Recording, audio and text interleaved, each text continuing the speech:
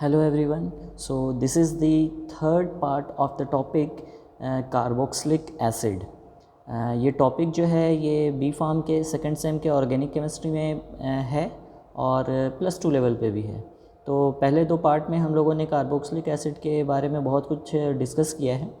आज डिस्कस करेंगे कि ये जो कार्बोक्सिलिक एसिड है तो इसकी जो प्रॉपर्टी है वो एसिडिक होती है। तो एसिडिक प्रॉपर्टी इसकी कैसे आती है और कंपेयर करेंगे दूसरे कंपाउंड के एसिडिटी से कार्बोक्सिलिक एसिड के एसिडिटी को। और कुछ फैक्टर्स हैं जो कि कार्बोक्सिलिक एसिड के एसिडिटी को कम या ज़्यादा करते हैं, तो एसिडिक कैरेक्टर को कम या ज़्यादा करते हैं, तो वो फैक्टर्स को भी डिस्कस किया जाएगा। तो लेक्चर को स्टार्ट करते हैं। सबसे पहले जो कार्बोक्सिलिक एसिड है वो एसिडिटी उसकी एसिडिक कैरेक्टर होता है, तो वो क्यों होता है वो देखते हैं। Actually carboxylic acid have the capability to donate a proton.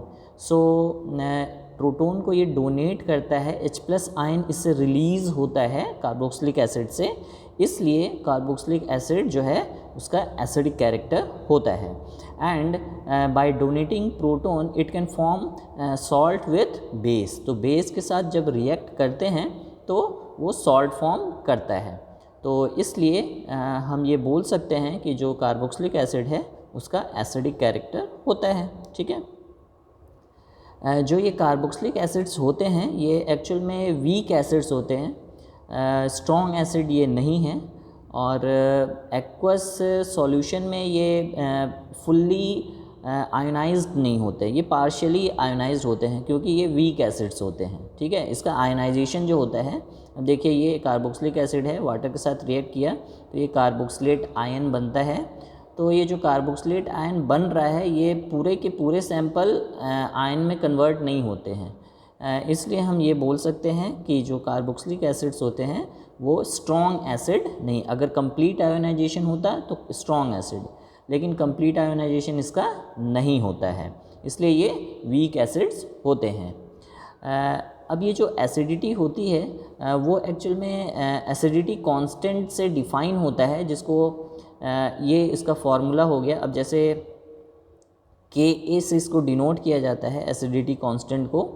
अगर ये आपका RCOO minus concentration means carboxylate ion का कंसनट्रेशन हो गया, ये इसका concentration into H3O plus concentration upon this concentration. ठीक है।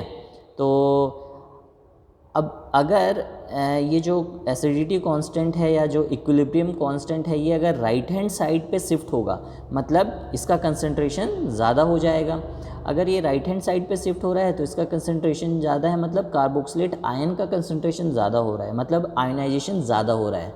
इसका मतलब ये हुआ कि एसिडिटी इंक्रीज़ हो रही है, एसिडिक कैरेक्टर इंक्रीज़ हो रहा है। और अगर equilibrium constant left hand side पे शिफ्ट हो रहा है मतलब इसका कंसंट्रेशन ज़्यादा है। तो अगर इसका कंसंट्रेशन एसिड का कंसंट्रेशन ज़्यादा है, कार्बोक्सिलेट आयन का कंसंट्रेशन कम है, मतलब आयोनाइजेशन कम हो रहा है। और आयोनाइजेशन कम हो रहा है इसका मतलब एसिडिक कैरेक्टर कम है। तो ये जो इक्विलिब्रियम कांस्टेंट है इससे हमें यही पता चलता है, अगर लेफ़्ट साइड पे शिफ्ट हो रहा है इक्विलिब्रियम कांस्टेंट तो लेस एसिडिक, अगर राइट साइड पे हो रहा है तो मोर एसिडिक कैरेक्टर होगा। ठीक है। नेक्स्ट, अब ये जो एसिडिक कैरेक्टर जो कार्बोक्सिलिक एसिड का होता है वो क्यों होता है वो देखते हैं। अभी हम लोगों ने क्या डिस्कस किया कि जो कार्बोक्सिलिक एसिड होता है वो कार्बोक्सिलेट आयन फॉर्म करते हैं और H+ आयन को रिलीज़ करते हैं। ठीक है। अब H+ आयन को रिलीज़ करने के बाद कार्बोक्सिलेट आयन बनता है। ये देखिए ये कार्बोक्सिलेट आयन है, RCOOH था तो H+ रिलीज़ हो गया तो RCOO माइनस हो गया। तो ये RCOO माइनस जो है इसी को कार्बोक्सिलेट आयन बोला जाता है। अब यहाँ पे होगा ये कि ये जो C⋯O है उसमें से ऑक्सीजन जो है वो इस कार्बन से एक इलेक्ट्रॉन लेगा, तो यहाँ पे माइनस चार्ज आ जाएगा, कार्बन को प्लस चार्ज आ जाएगा। कार्बन को यहाँ प्लस चार्ज आ गया, लेकिन ये जो ऑक्सीजन है इसको माइनस चार्ज है, इसके पास एक्सेस ऑफ इलेक्ट्रॉन है, तो वो अपना एक्सेस इलेक्ट्रॉन इस कार्बन को देता है, तो यहाँ पे डबल बॉन्ड आ जाता है। तो तो यहाँ पे डबल बॉन्ड आएगा और इसको ये जो डबल बॉन्ड था वो सिंगल बॉन्ड हो जाएगा और इस ऑक्सीजन के पास जो नेगेटिव चार्ज था वो अब इस ऑक्सीजन के पास चला जाएगा। तो यहाँ पे माइग्रेशन ऑफ नेगेटिव चार्ज हो रहा है बिटवीन टू ऑक्सीजन्स और उसकी वजह से ये रेजोनेंस स्ट्रक्चर फॉर्म हो रहा है। तो दो रेजोनेंस स्ट्रक्चर कार्बोक्सिलेट आयन में आते हैं। इसकी वजह से जो ये कार्बोक्सिलेट आयन होता है वो स्टेबल हो जाता है। तो इसका मतलब ये हुआ कि जो कार्बोक्सिलिक एसिड है उससे ज़्यादा स्टेबल ये कार्बोक्सिलेट आयन है क्योंकि इसके दो रेजोनेंस स्ट्रक्चर हैं। तो कार्बोक्सिलिक एसिड ईजिली कन्वर्ट हो सकता है कार्बोक्सिलेट आयन में बाय रिलीजिंग वन प्रोटॉन। तो इसलिए ये एसिडिक इन कैरेक्टर होता है। क्यों? क्योंकि जो कार्बोक्सिलिक एसिड होता है वो मोर स्टेबल कार्बोक्सिलेट आयन में कन्वर्ट होता है बाय रिलीजिंग वन प्रोटॉन और प्रोटॉन को रिलीज़ कर रहा है, मतलब ये एसिडिक कैरेक्टर शो कर रहा है। ठीक है, तो यही रीज़न है कार्बोक्सिलिक एसिड के एसिडिक कैरेक्टर का। ठीक, नेक्स्ट है एक क्वेश्चन है कि whether acidic acid is stronger acid than ethyl alcohol और not and if so then why. तो अगर एसिडिक एसिड जो है वो इथाइल अल्कोहल से ज़्यादा एसिडिक होता है, अगर होता है तो क्यों होता है? तो होता है, ये तो है। अब क्यों होता है वो देखते हैं। क्योंकि जो एसिटिक एसिड है, एसिटिक एसिड जब प्रोटॉन को रिलीज़ करता है तो वो एसीटेट आयन में कन्वर्ट हो जाता है। ठीक है, ये देखिए ये एसीटेट आयन है, CH3COOH जो है वो आपका एसिटिक एसिड है और उससे अगर H+ रिलीज़ होगा तो एसीटेट आयन फॉर्म होता है, तो CH3COO- हो गया। अब यहाँ पे भी वही माइग्रेशन ऑफ नेगेटिव चार्ज होगा from one oxygen to other oxygen, तो इससे क्या होगा, रेजोनेंस स्ट्रक्चर बनता है। तो ये एसीटेट आयन का एक रेजोनेंस, ये एक स्ट्रक्चर हो गया। अब यहाँ जो कार्बन और ऑक्सीजन के बीच में जो डबल बॉन्ड था उसमें से कार्बन से एक इलेक्ट्रॉन ये ऑक्सीजन ले लेगा तो माइनस चार्ज इस ऑक्सीजन को जाएगा और इस ऑक्सीजन के पास जो एक्सेस ऑफ इलेक्ट्रॉन है वो इस कार्बन को देगा और यहाँ डबल बॉन्ड बन जाएगा। देखिए यहाँ डबल बॉन्ड बन गया और इस ऑक्सीजन को नेगेटिव चार्ज आ गया। तो यहाँ पे क्या है, एसीटेट आयन के पास दो रेजोनेंस स्ट्रक्चर होते हैं।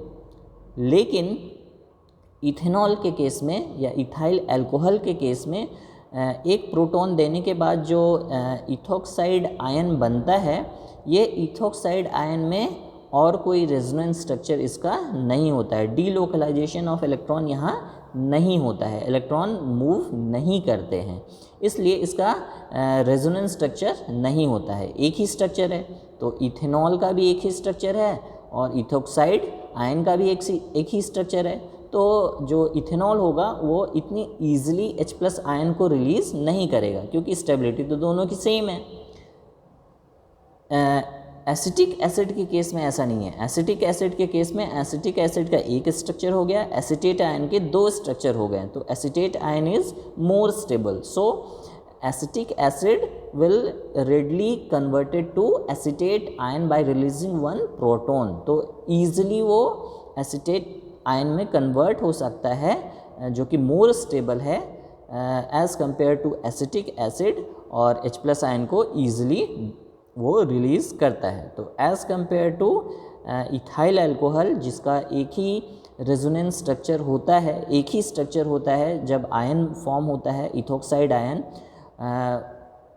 जो आपका एसिटिक एसिड है वो ज़्यादा एसिडिक होता है as compare to ethyl alcohol. क्यों? क्योंकि एसिटिक एसिड जो है वो ईजिली एसिटेट आयन में कन्वर्ट हो जाता है जो कि ज़्यादा स्टेबल है due to more resonance structure. ठीक है, तो ये रीज़न है कि एसिटिक एसिड जो है वो इथाइल अल्कोहल से ज़्यादा एसिडिक होता है।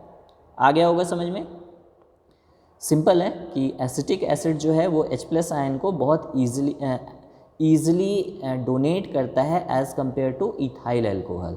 और ऐसा क्यों? क्योंकि कोई भी कंपाउंड जो है वो अपने मोर स्टेबल स्टेट में जाना चाहता है, तो एसिटिक एसिड जो है वो और ज़्यादा स्टेबल स्टेट जो कि एसिटेट आयन है उसमें जाने की कोशिश करता है, तो H+ आयन को रिलीज़ करता है। ठीक है, नेक्स्ट एक पॉइंट कि benzoic acid is stronger acid than acetic acid. तो बेंजोइक एसिड जो होता है वो एसिटिक एसिड से ज़्यादा स्ट्रॉन्गर एसिड है। तो अगर है तो ऐसा क्यों, तो होता है, ठीक है। बेंजोइक एसिड जो है वो ज़्यादा एसिडिक है, स्ट्रॉन्गर एसिड है as compare to acetic acid. तो अभी हम लोगों ने देखा कि जो एसिटिक एसिड है वो कन्वर्ट होता है एसीटेट आयन में, और उसके रेजोनेंस स्ट्रक्चर कितने होते हैं एसीटेट आयन के, 2 होते हैं, ठीक है। ये हम लोगों ने देख लिया है, एक ये और एक ये।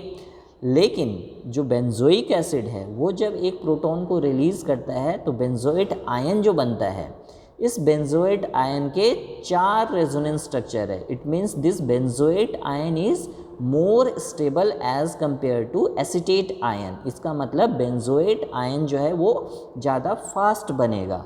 अब बेंजोएट आयन ज़्यादा फास्ट बनेगा मतलब benzoic acid will release H+ ion faster as compare to acetic acid.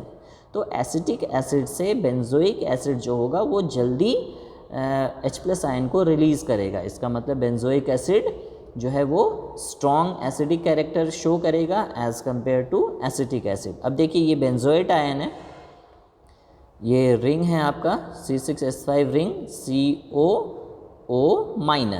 अब यहाँ पे होगा ये कि ये जो C डबल बॉन्ड O है इसमें से ऑक्सीजन इस कार्बन से इलेक्ट्रॉन लेगा, तो ये वाला जो रिंग का कार्बन है वो इस कार्बन को इलेक्ट्रॉन देगा, तो यहाँ पे डबल बॉन्ड आएगा और यहाँ इस कार्बन रिंग वाले कार्बन को प्लस चार्ज आएगा। देखिए फिर ये कार्बन अपना इलेक्ट्रॉन इस कार्बन को दिया तो डबल बॉन्ड यहाँ आ जाएगा, प्लस चार्ज यहाँ आएगा, फिर ये शिफ्ट यहाँ होगा तो डबल बॉन्ड यहाँ आया, प्लस चार्ज यहाँ आया। तो इस तरीके से माइग्रेशन हो रहा है चार्जेस का, जिसकी वजह से बेंजोएट आयन के रेजोनेंस स्ट्रक्चर 4 बनते हैं, ठीक है।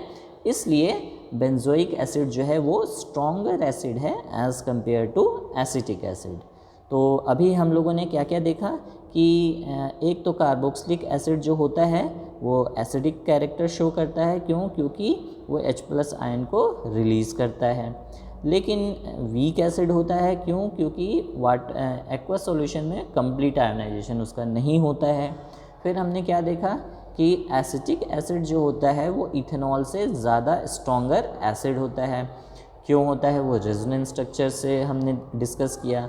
फिर हमने क्या डिस्कस किया कि बेंजोइक एसिड जो होता है वो एसिटिक एसिड से स्ट्रॉन्गर एसिड है। तो क्यों, क्योंकि बेंजोएट आयन के 4 रेजोनेंस स्ट्रक्चर बनते हैं, एसिटेट आयन के सिर्फ 2 बनते हैं। तो बेंजोइक एसिड जो है वो बेंजोएट आयन में बहुत जल्दी कन्वर्ट होगा बाय रिलीजिंग प्रोटॉन, तो इसलिए बेंजोइक एसिड जो होता है वो स्ट्रॉन्गर एसिड है as compare to acetic acid. अब डिस्कस करते हैं factors affecting acidic character of carboxylic acid. अगर कार्बोक्सिलिक एसिड में कोई सब्स्टिट्यूएंट आता है, कोई ऐड होता है, कोई ग्रुप, तो उस ग्रुप की वजह से एसिडिक कैरेक्टर पे क्या इफ़ेक्ट होता है। तो जो भी सब्स्टिट्यूएंट आएगा, अब जैसे यहाँ पर COOH है, तो इसमें कोई भी सब्स्टिट्यूएंट अगर आएगा तो या तो ये सब्स्टिट्यूएंट इलेक्ट्रॉन डोनेटिंग होगा या तो इलेक्ट्रॉन विड्रॉइंग होगा। तो अगर इलेक्ट्रॉन डोनेटिंग ग्रुप अटैच होता है तो क्या होता है, अगर इलेक्ट्रॉन डोनेटिंग ग्रुप अटैच होगा तो +I इफ़ेक्ट होता है। +I इफ़ेक्ट होगा तो होगा क्या कि देखिए ये आपका कार्बोक्सिलिक एसिड है। अब ये जब कार्बोक्सिलेट आयन में कन्वर्ट होता है तो ये ऑक्सीजन को नेगेटिव चार्ज आता है, ठीक है, ये कार्बोक्सिलेट आयन जो है उसको नेगेटिव चार्ज आता है। लेकिन अगर ये R जो है, ये जो सब्स्टिट्यूएंट है, ये अगर इलेक्ट्रॉन डोनेटिंग होगा तो ये इलेक्ट्रॉन इस कार्बोक्सिलेट आयन को देगा। एक तो कार्बोक्सिलेट आयन के पास एक्सेस ऑफ इलेक्ट्रॉन पहले से है, नेगेटिव चार्ज है, ऊपर से ये इलेक्ट्रॉन डोनेटिंग ग्रुप और दे रहा है इसको। इसका मतलब ये जो आपका कार्बोक्सिलेट आयन बन रहा है ये अनस्टेबल हो जाएगा क्योंकि एक्सेस ऑफ एनर्जी हो जाएगा, ठीक है। एक तो नेगेटिव चार्ज इसमें है पहले से, क्योंकि H+ आयन दिया तो नेगेटिव चार्ज आया कार्बोक्सिलेट आयन के पास। लेकिन इलेक्ट्रॉन डोनेटिंग ग्रुप अगर अटैच्ड है तो ये एक्सेस ऑफ इलेक्ट्रॉन आएगा जिसकी वजह से ये कार्बोक्सिलेट आयन अनस्टेबल हो जाएगा। इसका मतलब ये है कि अगर कार्बोक्सिलिक एसिड में इलेक्ट्रॉन डोनेटिंग ग्रुप पहले से अगर है तो H plus ion easily release नहीं होगा। क्यों रिलीज़ नहीं होगा? क्योंकि H प्लस आयन अगर रिलीज़ होगा तो जो कार्बोक्सिलेट आयन बनेगा दैट विल बी अनस्टेबल। तो कोई भी कंपाउंड अपने अनस्टेबल स्टेट में क्यों जाना चाहेगा? नहीं जाना चाहेगा। तो ये जो है इससे कार्बोक्सिलेट आयन में कन्वर्ट नहीं होगा, ईजिली नहीं होगा, तो H प्लस आयन रिलीज़ नहीं करेगा। इसका मतलब एसिडिक कैरेक्टर डिक्रीज़ हो जाएगी। तो अगर इलेक्ट्रॉन रिलीजिंग ग्रुप अटैच होता है कार्बोक्सिलिक एसिड में तो एसिडिक कैरेक्टर जो होते हैं वो डिक्रीज़ हो जाते हैं। ठीक है। अब एक चीज़ और है कि जैसे जैसे अब ये अल्काइल ग्रुप जो होता है वो इलेक्ट्रॉन डोनेटिंग ग्रुप है। अब जैसे जैसे ये अल्काइल ग्रुप का आप मॉलिक्यूलर वेट बढ़ाते जाओगे, चेन के साइज़ को बढ़ाते जाओगे, वैसे वैसे एसिडिक कैरेक्टर जो होता है वो डिक्रीज़ होता जाता है। क्यों होगा? अब देखिए अगर चेन छोटा है तो इलेक्ट्रॉन डोनेटिंग जो कैपेसिटी है वो कम होगा। अगर चेन अल्काइल ग्रुप का बड़ा है तो इलेक्ट्रॉन डोनेटिंग कैपेसिटी ज़्यादा होगा। तो इलेक्ट्रॉन डोनेटिंग कैपेसिटी जितनी ज़्यादा बढ़ते जाएगी उतना ही H प्लस आयन का रिलीज़ डिफ़िकल्ट होता जाएगा, और H प्लस आयन का रिलीज़ डिफ़िकल्ट होता जाएगा मतलब एसिडिक कैरेक्टर डिक्रीज़ होते जाएंगे। ठीक है। तो जैसे जैसे साइज़ अल्काइल ग्रुप का बढ़ता है एसिडिक कैरेक्टर डिक्रीज़ होता है। अब देखिए यहाँ एक एग्जांपल है, 2 मिथाइल प्रोपियोनिक एसिड है। तो यहाँ 2 मिथाइल प्रोपियोनिक एसिड में जो इसका एसिडिक कैरेक्टर होता है वो ज़्यादा होता है as compare to 2,2 dimethyl propionic acid. ठीक है। यहाँ 3 कार्बन एटम वाला अल्काइल ग्रुप है, यहाँ 4 कार्बन एटम वाला अल्काइल ग्रुप है। तो इसमें अल्काइल ग्रुप ज़्यादा है इसलिए इलेक्ट्रॉन डोनेटिंग कैपेसिटी इसकी ज़्यादा है, इसलिए ये लेस एसिडिक होगा एज़ कम्पेयर टू दिस। ठीक है। तो ये हो गया प्लस आई इफेक्ट। एक है माइनस आई इफेक्ट। अब माइनस आई इफेक्ट में क्या होगा? माइनस आई इफेक्ट कब होगा? जब इलेक्ट्रॉन विड्रॉइंग ग्रुप अटैच होगा कार्बोक्सिलिक एसिड से। अब देखिए यहाँ पर ये कार्बोक्सिलिक एसिड है और यहाँ पे CH2Cl अटैच्ड है। तो Cl जो होता है वो इलेक्ट्रॉन विड्रॉइंग ग्रुप होता है, तो वो इलेक्ट्रॉन अपनी तरफ लेगा। ठीक है।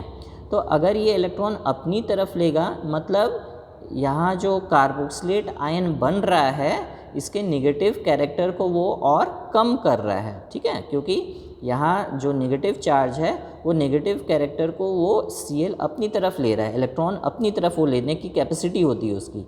इसका मतलब ये हुआ कि ये जो कार्बोक्सिलेट आयन बन रहा है इन केस जब इलेक्ट्रॉन विड्रॉइंग ग्रुप अटैच्ड है कार्बोक्सिलिक एसिड से, तो उस केस में कार्बोक्सिलेट आयन जो होता है वो और स्टेबल हो जाता है। ठीक है। तो अगर electron withdrawing group carboxylic acid से अटैच है तो वो कार्बोक्सिलेट आयन में और जल्दी कन्वर्ट होगा, और जल्दी कन्वर्ट होगा मतलब H प्लस आयन को और फास्ट रिलीज़ करेगा। ठीक है। तो H प्लस आयन को फास्ट रिलीज़ करेगा मतलब क्या हुआ कि एसिडिक कैरेक्टर बढ़ जाएगा। ठीक है। इसीलिए जैसे जैसे इलेक्ट्रॉन विड्रॉइंग ग्रुप, अगर इलेक्ट्रॉन विड्रॉइंग ग्रुप अटैच होता है तो एसिडिक कैरेक्टर कार्बोक्सिलिक एसिड का बढ़ जाता है। एक पॉइंट ये भी है कि जैसे जैसे आप इलेक्ट्रॉन विड्रॉइंग जो एटम है उसके नंबर को बढ़ाते जाओगे वैसे वैसे एसिडिक कैरेक्टर बढ़ता जाएगा। ठीक है। क्योंकि वो और ज़्यादा इलेक्ट्रॉन को अपनी तरफ लेगा। तो अब जैसे यहाँ एक Cl है, अगर ये 2 Cl हो जाता है, जैसे Cl2CH, फिर इधर जो ग्रुप है वैसा ही रहे तो फिर उसकी एसिडिक कैरेक्टर और ज़्यादा हो जाएगी। ठीक है। जैसे कि एक एग्जांपल है, ट्राइक्लोरो एसिटिक एसिड जो है वो ज़्यादा एसिडिक है as compare to dichloro acetic acid as compare two chloro acetic acid. तो ट्राइक्लोरो में 3 क्लोरीन है तो इलेक्ट्रॉन विड्रॉइंग कैपेसिटी ज़्यादा होगी, तो वो कार्बोक्सिलेट आयन जो इसमें बनेगा वो और फास्ट बनेगा। डाइक्लोरो में 2 क्लोरीन है तो वो इससे थोड़ा कम होगा। क्लोरो एसिटिक एसिड में डाइक्लोरो और ट्राइक्लोरो से भी कम होगा। ठीक है। क्लोरीन एक ही रहेंगे तो इलेक्ट्रॉन विड्रॉइंग कैपेसिटी कम होगा, तो जो कार्बोक्सिलेट आयन बनेगा वो इस केस में लेस स्टेबल होगा, इसमें उससे ज़्यादा होगा और इसमें सबसे ज़्यादा होगा। मतलब इसमें सबसे फास्ट H प्लस आयन निकलेगा, फिर इसमें और फिर क्लोरो एसिटिक एसिड में। ठीक है। उसके बाद एक पॉइंट है, more the electronegativity of the substituent more will with the acidity. सही बात है कि जितना ज़्यादा इलेक्ट्रॉन विड्रॉइंग कैपेसिटी इसका बढ़ता जाएगा, मतलब इलेक्ट्रोनिगेटिविटी बढ़ती जाएगी। इलेक्ट्रोनिगेटिविटी बढ़ना मतलब इलेक्ट्रॉन विड्रॉइंग कैपेसिटी बढ़ना, इलेक्ट्रॉन अपनी तरफ लेने की कैपेसिटी बढ़ना। तो जैसे जैसे ये कैपेसिटी बढ़ती जाएगी वैसे वैसे एसिडिटी बढ़ती है, ठीक है। For example fluoroacetic acid is stronger acid than chloroacetic acid. अब यहाँ पे एक में क्लोरीन है, एक में फ्लोरीन है। तो फ्लोरीन जो होता है that is more electronegative as compare to chlorine. तो फ्लोरीन जो है वो और ज़्यादा फास्ट इलेक्ट्रॉन को विड्रॉ कर सकता है एज़ कम्पेयर टू क्लोरीन। तो कार्बोक्सिलेट आयन जो है वो फ्लोरोएसिटिक एसिड में फास्टर बनेगा as compare to chloroacetic acid, इसलिए फ्लोरोएसिटिक एसिड जो है वो ज़्यादा एसिडिक होगा as compare to chloroacetic acid, ठीक है। तो अगर अभी हमने क्या डिस्कस किया कि अगर कार्बोक्सिलिक एसिड में इलेक्ट्रॉन डोनेटिंग ग्रुप अटैच होता है तो एसिडिटी डिक्रीज़ होती है, अगर इलेक्ट्रॉन विड्रॉइंग ग्रुप अटैच होता है तो एसिडिटी इंक्रीज़ होती है। और इलेक्ट्रॉन विड्रॉइंग ग्रुप में भी जो ज़्यादा इलेक्ट्रोनिगेटिविटी जैसे जैसे हम बढ़ाते जाएंगे सब्स्टिट्यूएंट का, वैसे वैसे जो एसिडिक कैरेक्टर है वो बढ़ता जाएगा, ठीक है। तो फिर आई होप आप लोग को समझ में आ गया होगा। अगर कुछ डाउट है तो कमेंट सेक्शन में पूछ सकते हैं। आज के लिए फिर इतना ही। Thank you very much.